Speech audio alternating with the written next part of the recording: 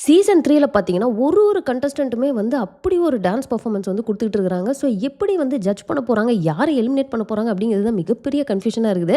So ஜட்ஜஸ்க்கு இது ரொம்ப கஷ்டமான ஒரு வேலையா தான் இருக்க போகுது அப்படின்னு நெனைக்கிறேன். சீசன் 1, சீசன் 2, சீசன் 3 அப்படின்னு பார்க்குறப்போ, உங்களுக்கு வர வர டான்ஸ விட வந்து ஸ்டண்ட்ஸ் வந்து ரொம்ப ஜாஸ்தியா இருக்குது. அதாவது ஸ்டண்ட்ஸ் இல்லாம ஒரு டான்ஸ் பெர்ஃபார்மன்ஸே இருக்க மாட்டேங்குது. இருக்கிற 2 பேருமே வந்து மாத்தி மாத்தி வந்து ஸ்டண்ட்ஸ் பண்ணிக்கிட்டே இருக்கிற மாரி தான் இருக்குது. ஸோ இதுல உங்க ஒப்பீனியன் என்ன? உங்களுக்கு வந்து பியூர் டான்ஸா இருந்தா புடிச்சிருக்கா? இல்ல இந்த மாரி ஸ்டண்ட்ஸ் நெறைய மிக்ஸ் ஆயிருக்கிறது ஓகேவா? அப்படின்றத நீங்க மறக்காம கமெண்ட் பண்ணிருங்க. சரி, ஓகே, வாங்க இந்த எபிசோட ஸ்டார்டிங்ல இருந்து ரிவ்யூ பண்ணிடலாமா? சோ லாஸ்ட் வீக் வரைக்கும் அவங்க எல்லாம் தனித்தனியா இருந்தாங்க அண்ட் பேரிங் நடந்துச்சு. சோ இந்த வாரத்துல இருந்து தான் பாத்தீங்கன்னா அவங்க ஜோடியா பெர்ஃபார்ம் பண்ண போறாங்க தெரியுமா? சோ அதனால இந்த ரவுண்டுக்கு வந்து பேர் எப்பவும் போல இவங்க ரூம் போட்டு யோசிச்சு வச்சிருக்காங்க. என்னன்னா சிங்கிள் டு மிங்கிள் ரவுண்ட் அப்படின்ட்டு. அண்ட் நம்ம கொரியோகிராஃபர்ஸ் எல்லாம் வந்து எப்பவும் போல இன்ட்ரோ கொடுக்குறாங்க. சோ அதுல ஃபர்ஸ்ட் சீசன்ல இருந்து நான் பார்த்துட்டு இருக்கிறதுல பாத்தீங்கன்னா வர்தா மாஸ்டர், சுனில் மாஸ்டர்லாம் இருக்கிறாங்க. மோனிஷா அப்படின்னு பாத்தீங்கன்னா ஒரு ஃபீமேல் கொரியோகிராஃபரை வந்து உள்ள கொண்டு வந்திருக்காங்க. சோ இது வந்து ரொம்பவே ஒரு நல்ல விஷயமா பார்க்க. அடுத்து நம்ம ஜட்ஜஸ் எல்லாம் இன்ட்ரோ கொடுக்குறாங்க. அதுல நம்ம ஸ்ரீதேவி மேம் வேற பாத்தீங்கன்னா தங்கத்துல நெகத்த ஒண்ணு வச்சிருக்காங்க. பயங்கரமா ஆர்டர் யாரோ ஒருத்தர் கொடுக்க போறேன் அப்படின்னு வேற சொல்லியிருக்காங்க. நம்ம ரக்ஷன் வேற பாத்தீங்கன்னா தங்க நகை தெரியும், அது என்ன தங்க நகம் அப்படின்னு சொல்லிட்டு கொஞ்சம் டைமிங்கா கொஞ்சம் நேரம் பேசியிருப்பாரு.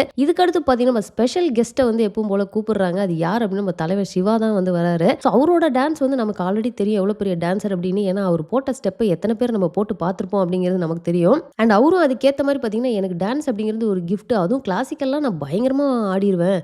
நான் ஒரு வாட்டி போட்ட ஸ்டெப்பை என்னாலேயே திரும்ப போட முடியாது. ஒரு டான்ஸ் மாஸ்டரே வந்து பார்த்து பயப்படுறாங்க அப்படின்னா அது நானா தான் இருப்பேன் அப்படிங்கிற மாதிரி இந்த த்ரூ அவுட் த ஷோ பாத்தீங்கன்னா அங்கங்க அவரோட கமெண்ட்ஸ் அப்படி இப்படின்னு சொல்லிட்டு அவரோட ஸ்டைல்ல சூப்பரா வந்து பண்ணியிருப்பாரு. அண்ட் நம்மளுக்கே தெரியும் இந்த ரிசல்ட்ல வந்து ரெட், கிரீன், எல்லோ அப்படின்னு சொல்லிட்டு 3 லைட் கொடுப்பாங்க இல்லையா?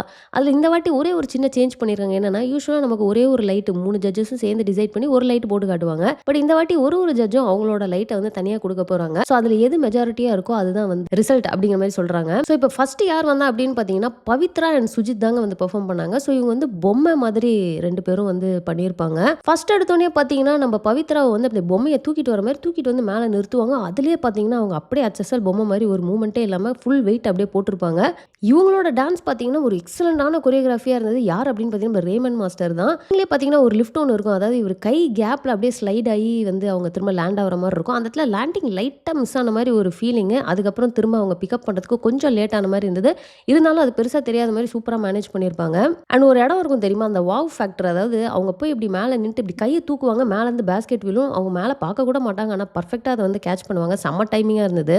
அதே மாரி மேலேருந்து கீழ பெட்ட போட்டு குதிக்கிற மாரி ஒண்ணு இருக்கும் தெரியுமா? அதுலயுமே அவங்க அப்படியே ஒரு பொம்மை மேலேருந்து விழுந்தா எப்படி விழுமோ, அந்த மாரி தான் 2 பேரும் விழுந்திருப்பாங்க. அத பார்த்துட்டு நம்ம ஸ்ரீதேவி மேம்லாம் செமையா வந்து ஷாக் ஆயிருப்பாங்க. ஸோ அடுத்து அந்த பேஸ்கெட்ட பார்த்தீங்கன்னா, ஒரு ப்ராப்பர்ட்டியாவே யூஸ் பண்ணி அத வச்சு நெறைய ஸ்டெப்ஸ் போட்டதெல்லாம் வந்து சூப்பரா இருக்கும். அண்ட் அடுத்து இன்னொரு ஃபால் ஒண்ணு இருக்கும். அதாவது நம்ம பவித்ரா வந்து அப்படியே சைடுல விழுந்த மாரி விழுந்திருப்பாங்க. அந்த இடத்துல நம்ம ரம்பா மேம் ஷாக் ஆயிருப்பாங்க. பட் அதெல்லாமே ரொம்ப பெர்ஃபெக்ட்டா, அதாவது ஒரு பொம்மை விழுந்தா எப்படி விழுமோ அந்த மாரி பண்ணியிருந்தாங்க.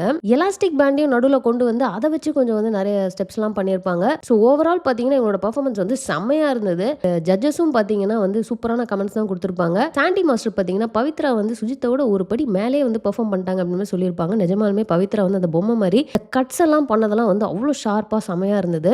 ஸோ இவங்களுக்கு பார்த்தீங்கன்னா ஃபைனலா ரிசல்ட் வந்து கிரீன் தான். நெக்ஸ்ட் பார்த்தீங்கன்னா ஜெபின் அண்ட் ஷர்மி வந்து பெர்ஃபார்ம் பண்றாங்க. ஸோ அவங்க வந்து இந்த ரெஸ்லிங் மேட்ச் கான்செப்ட் மாரி கொண்டு வந்திருப்பாங்க. செம ஃபன்னான பெர்ஃபார்மன்ஸ். இப்படி ஒரு எனர்ஜி, அப்படி ஒரு கோஆர்டினேஷன், ஸ்பீடு, எக்ஸ்பிரஷன்ஸ் அப்படின்னு சொல்லிட்டு 2 பேரும் ஒருத்தருக்கு ஒருத்தர் போட்டி போட்டு பண்ண மாதிரி அவ்வளோ பெர்ஃபெக்ட்டா வந்து பண்ணியிருந்தாங்க. ஸ்டார்டிங்லேயே பார்த்தீங்கன்னா இந்த முட்டிலேயே மூன் வாக்லாம் போட்டிருப்பாங்க தெரியுமா? அதெல்லாம் சூப்பரா இருக்கும். இவங்க நடுவுல டான்ஸ் பண்றதா இருக்கட்டும், ஃபைட் பண்றதா இருக்கட்டும், பின்னாடி அந்த சப்போர்ட் பண்றதுக்கு ஆளுங்க வரது, மூஞ்சில தண்ணி தெறிக்கிறது, அவங்கள என்கரேஜ் பண்றது, சியர் அப் பண்றது, அதெல்லாம் வந்து ஒரு ரெஸ்லிங் மேட்ச் எப்படி இருக்குமோ அதையுமே வந்து டான்ஸ்குள்ள இன்கார்பரேட் பண்ணி டான்ஸுக்கு நடுவுல போய் சின்ன சின்னதா இந்த மாதிரி மூவ்ஸ்லாம் பண்ணிட்டு வந்தது சூப்பரா இருந்தது.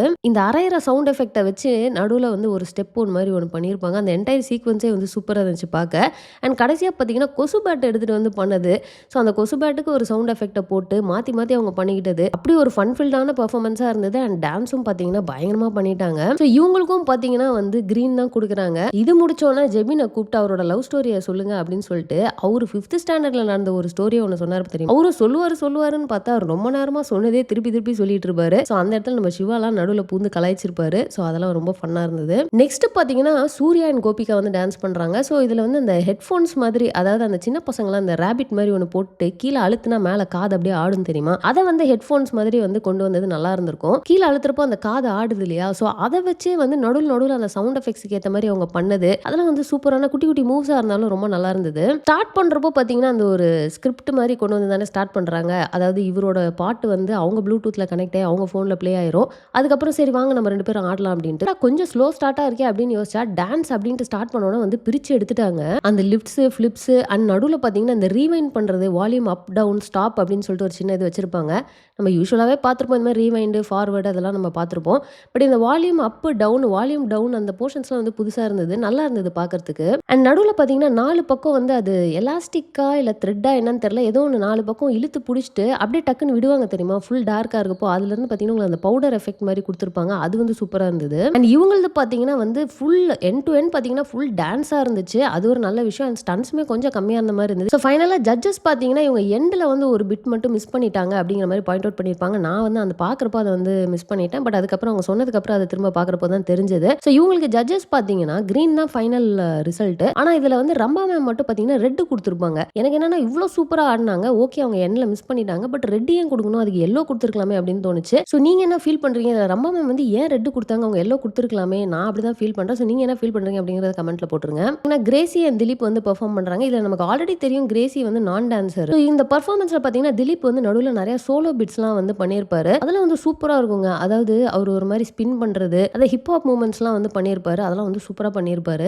கிரேசி பார்த்தீங்கன்னா, அவங்களுக்கு வந்து எனர்ஜி இன்னும் கொஞ்சம் வந்து தேவைப்படுது. அண்ட் அவங்களோட ஸ்டெப்ஸ் எல்லாம் வந்து பார்த்தீங்கன்னா, ஃபுல்லா கம்ப்ளீட் பண்ணாத மாரி ஒரு ஃபீல் இருக்கு. இப்ப இந்த லிஃப்ட்ஸ்லாம் வந்து கொஞ்சம் அவங்களுக்கு காம்ப்ளிகேட்டடா வச்சிருந்தாங்க. ஈவன் ஸ்ரீதேவி மேமே கடைசியா சொல்லியிருப்பாங்க. ஏன்னா அவங்க ஒரு நான் டான்சர் அப்படிங்கிறப்போ. ஸோ அந்த லிஃப்ட்ஸ்லாம் வந்து அந்த இடத்துல மிஸ் ஆகுற மாரி இருந்துச்சு. ஸோ அது மிஸ் ஆனதுக்கப்புறம் அவங்க பிக்கப் பண்றதுக்குலாம் கொஞ்சம் லேட் ஆயிருச்சு. அதனாலேயே இவங்களோட ஓவரால் பெர்ஃபார்மன்ஸ் அப்படின்னு பார்க்குறப்போ திலீப் சூப்பரா பண்ணிட்டாரு. கிரேசி வந்து கொஞ்சம் டவுனா இருந்த மாரி இருந்தது. அந்த பேலன்ஸ் வந்து ஃபீல் ஆகல. அண்ட் ஜட்ஜஸ்மே அதே தான் சொல்லியிருப்பாங்க. பட் ஸ்ரீதேவி மேம் எக்ஸ்ட்ரா என்ன சொல்லியிருப்பாங்கன்னா, நம்ம கொரியோகிராஃபரை பார்த்துட்டு இவங்க டான்சர், நான் டான்சர் அப்படிங்கிறனால நீங்க கொரியோகிராஃபிலே வந்து அத கொஞ்சம் வந்து மைனஸ் எல்லாம் வந்து பெருசா காட்டாத மாரி 2 பேருக்கும் அவங்கவங்களுக்கு ஏத்த மாதிரியான மூவ்ஸ குடுத்துருக்கலாம். நம்ம கிரேசியும் பார்த்தீங்கன்னா வந்து நம்ம திலீப்ட்ட வந்து ஐ அம் சாரி நெக்ஸ்ட் டைம் வந்து நான் சூப்பரா பண்ணுவேன். நான் தான் வந்து பெஸ்ட் பார்ட்னர் அப்படின்ட்டு நீ சொல்ற அளவுக்கு நான் பண்ணுவேன் அப்படிங்கிற மாரி அவங்க கொஞ்சம் நல்லா ஒரு பாசிட்டிவா இத எடுத்துட்டு வந்து பயங்கர எனர்ஜெட்டிக்கா பேசியிருப்பாங்க. அது ரொம்ப நல்லா இருந்துச்சு. அண்ட் இவங்களுக்கு பார்த்தீங்கன்னா எக்ஸ்பெக்ட் பண்ண மாரியே ரெட் லைட் தாங்க கிடைக்குது. இதுல பிட்டிங் ப்ராசஸ்ல வேற நீங்க யோசிச்சு பார்த்தீங்கன்னா, கிரேசி வந்து ஸ்டார்ட்டிங்லேயே திலீப்ப வந்து ஒரு 25 காயின்ஸ்க்கு லாக் பண்ணிட்டு கடைசி வரைக்கும் பாவம் அங்கேயே பிட்டிங்லேயே நின்னுட்டு இருந்துட்டு கடைசியா போய் அவரோட பேரா இருப்பாங்க. ஸோ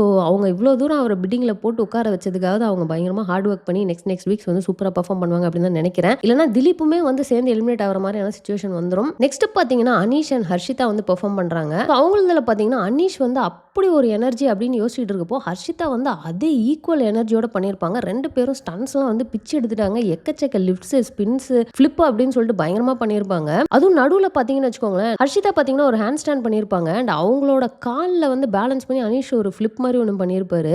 அதெல்லாம் வந்து சூப்பரா இருக்குங்க. அதுவும் கீழே தூக்கி போட்டு ஒரு ஃபிளிப்லாம் பண்ணியிருப்பாரு. அது எல்லாமே வந்து செமையா இருக்கும். அவங்களோட எனர்ஜி லெவலா இருக்கட்டும், அவங்க ஸ்பீடா இருக்கட்டும், அவங்க ஃபினிஷிங் போஸ்லாம் வந்து அவ்வளோ பெர்ஃபெக்ட்டா கிறிஸ்பா இருந்தது.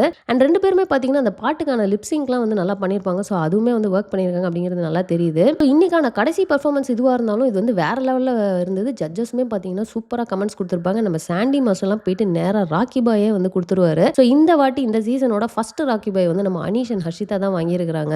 ஸோ அவ்வளோதாங்க இன்னைக்கு வந்த எல்லா டான்ஸுமே நம்ம ரிவ்யூ பண்ணிட்டோம். ஸோ இதுல பார்த்தீங்கன்னா ஒரு ராக்கி பாய், ஒரு ரெட் லைட்னு சொல்லிட்டு 2 மேட்டருமே நடந்திருக்குது. யாரும் எல்லோ லைட் வாங்கல. மற்றவங்க எல்லாமே கிரீன் லைட் தான் வாங்கியிருக்கிறாங்க. ஸோ நாளைக்கு வர டான்சஸ்லாம் பார்த்து தான் என்ன பண்ண போறாங்க அப்படிங்கிறது நமக்கு தெரியும். இந்த வாரமே எலிமினேஷன் இருக்க போகுதா இல்ல இது ஃபர்ஸ்ட் வீக்ன்றனால இதை விட்டுட்டு நெக்ஸ்ட் வீக்ல இருந்து எலிமினேஷன் ஸ்டார்ட் பண்ண போறாங்களா அப்படிங்கிறது தெரியல. அவ்வளவுதாங்க இன்னைக்கான வீடியோ. நான் இதோட ஃபினிஷ் பண்ணிக்கிறேன். உங்களுக்கு இந்த வீடியோ பிடிச்சிருந்தா லைக் பண்ணுங்க, உங்க ஃப்ரெண்ட்ஸ் எல்லாருமே ஷேர் பண்ணுங்க. மறக்காம சேனலை சப்ஸ்கிரைப் பண்ணி என்ன சப்போர்ட் பண்ணுங்க. நெக்ஸ்ட் ஒரு இன்ட்ரெஸ்டிங்கான வீடியோல உங்களை மீட் பண்றேன். தேங்க்ஸ் ஃபார் வாட்சிங். Bye by.